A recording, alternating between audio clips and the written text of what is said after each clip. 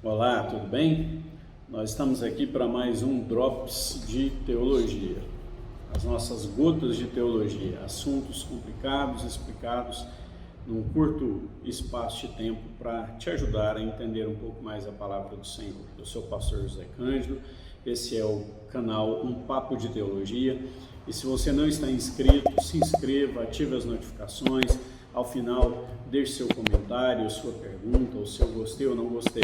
Então, aproveite o tempo aí da vinheta e faça a sua inscrição se você ainda não estiver inscrito.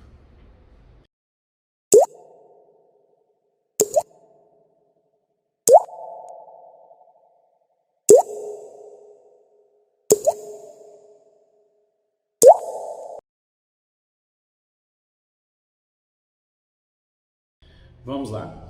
Qual é a nossa pergunta de hoje? Qual é o nosso tema de hoje? Hoje nós iremos falar sobre Gênesis capítulo 6, versículos 2, 3 e 4. Mas vamos lá, o texto diz assim: Viram os filhos de Deus que as filhas dos homens eram formosas e tomaram para si mulheres de todas as que escolheram. Então disse o Senhor: Não permanecerá o meu espírito para sempre com o homem, pois este é mortal. Os seus dias serão 120 anos. Havia naqueles dias gigantes na terra, e também depois, quando os filhos de Deus conheceram as filhas dos homens, as quais lhes deram filhos. Estes foram valentes, os homens de renome que houve na antiguidade. Os filhos de Deus nesse texto eram homens ou eram anjos? E os gigantes eram filhos destes relacionamentos ou já existiam na Terra independente desses relacionamentos? Bom, eu quero começar te dizendo uma das posições que eu entendo ser uma posição que a gente precisa de algumas adaptações para que ela possa ser entendida como uma interpretação correta, que é a interpretação de muitas igrejas históricas, de que aqui filhos de Deus são homens poderosos, homens que eram governantes, que eram reis, homens que eram valentes, que tinham renome na antiguidade. Essa é uma interpretação para esse texto. Na minha opinião, é a interpretação mais difícil de ser aceita. Por quê? Porque nós não temos em nenhum outro texto bíblico do Antigo Testamento e nem do Novo Testamento a expressão filhos de Deus sendo usada para reis, para homens valentes, para homens conhecidos, homens de renome. Então seria uma interpretação muito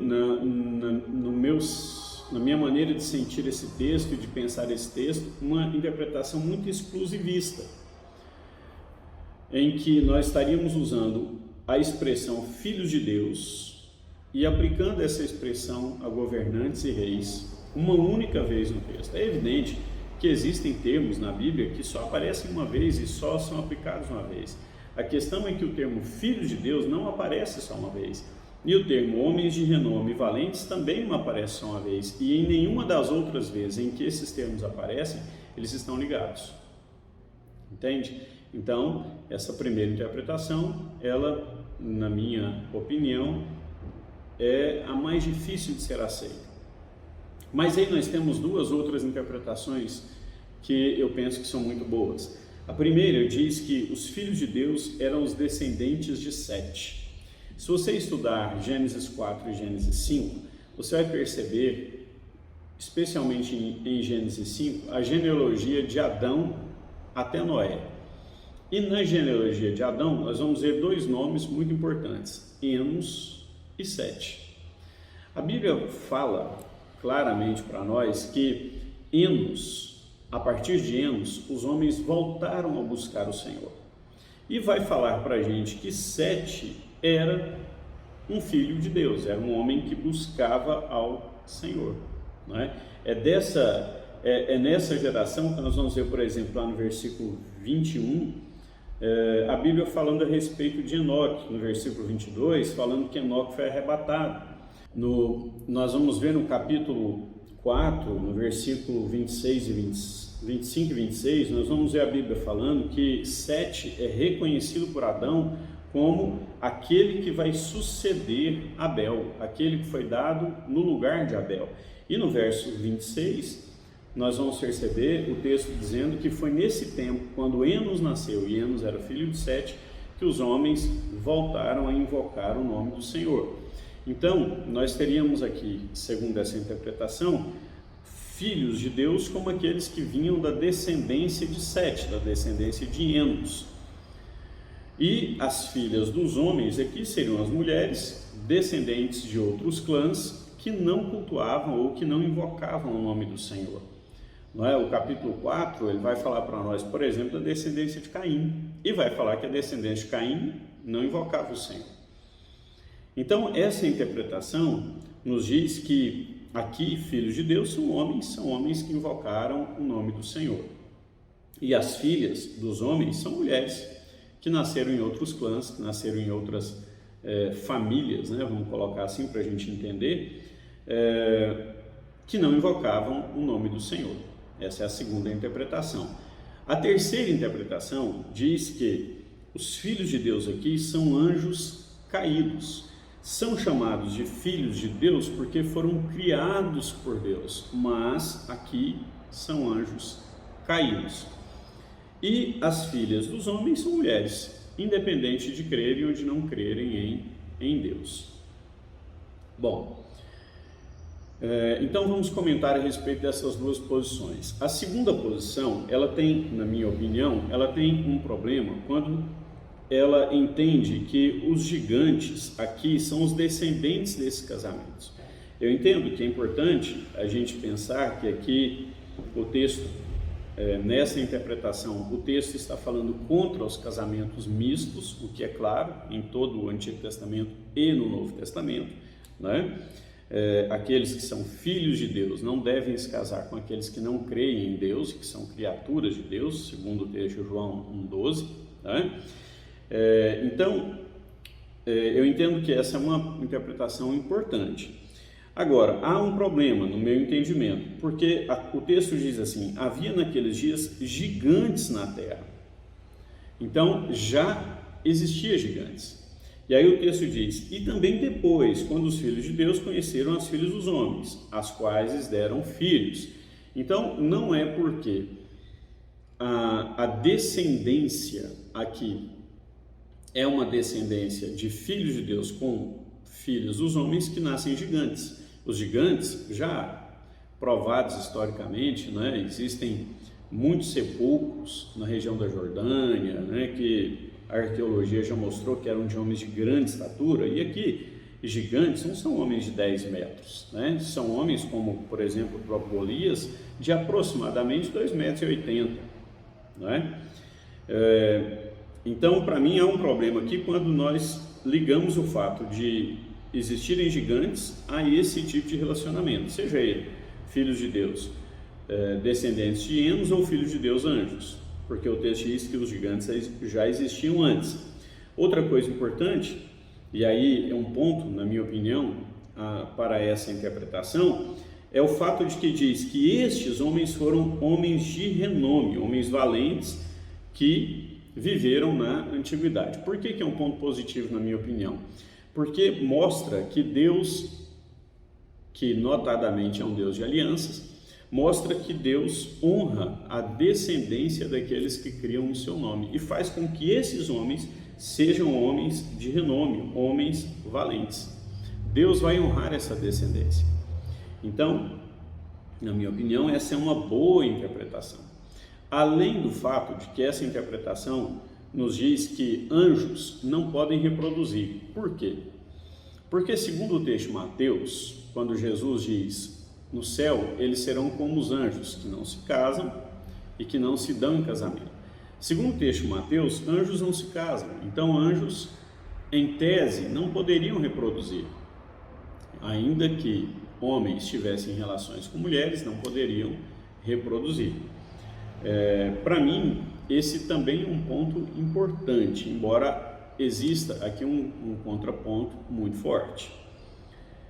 Então, a segunda interpretação diz que os filhos de Deus aqui são descendentes de Enos e homens que casaram, fizeram casamentos mistos com mulheres que não invocavam o nome do Senhor, e os filhos foram filhos poderosos, valentes, de renome, provavelmente aqui grandes governantes, grandes reis, porque Deus fazia com que a descendência daqueles que criam no seu nome tivessem honra na terra.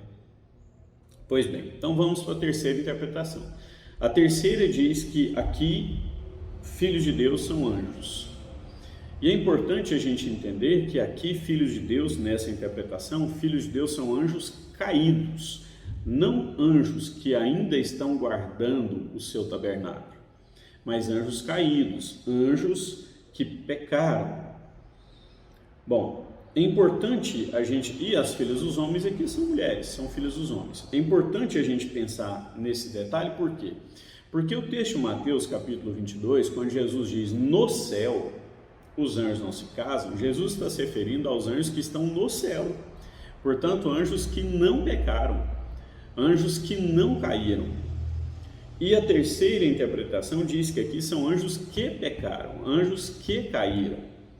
Então não há nenhum óbice, não há nada que impeça que aqui de fato sejam anjos. Outro ponto a favor dessa interpretação é o argumento histórico judaico. Se nós entendermos, seja pelos escritos de Flávio Josefo, seja pelas interpretações dos pais da igreja, nós vamos perceber, e de vários deles, nós vamos perceber que para eles, aqui, filhos de Deus, eram anjos caídos. A interpretação mais antiga, ela diz para nós que aqui de fato eram anjos caídos. Então, filhos de Deus são anjos caídos. Outro argumento, ainda a favor, dois outros argumentos, seriam os textos de Judas e de Pedro. Judas, capítulo 1, versículo 6 e versículo 7, diz que esses anjos não guardaram os seus tabernáculos e por isso estão acorrentados até o dia do juízo. Pedro faz a mesma referência ligando esses anjos aos pecados de Sodoma e Gomorra. Pois bem, então nós temos para essa terceira interpretação alguns pontos também muito fortes. Particularmente, eu entendo que a terceira interpretação é a mais forte das três, e me filio a ela, embora eu possa reconhecer aqui o meu erro, caso eu seja convencido pelo texto ou por interpretações aí talvez um pouco mais contundentes desse texto, mas eu entendo que filhos de Deus aqui eram de fato anjos caídos. E entendo também que esses homens valentes e eram de renome porque havia nesses homens uma força que estava além da força natural. E como esses homens também se multiplicaram na terra, o pecado também se multiplicou. Essa seria também uma das causas do dilúvio, do juízo de Deus através do dilúvio. Mas é isso, de uma forma bem simples e rápida, é isso. Nós temos três interpretações, a segunda e a terceira, a meu ver, são as mais importantes, a terceira, para mim, é a mais forte, mas é difícil nós falarmos qual delas está certa, porque nós não temos muitos elementos para afirmarmos isso. Historicamente, a terceira, na minha opinião, é a mais forte delas. Deus te abençoe e até a próxima semana.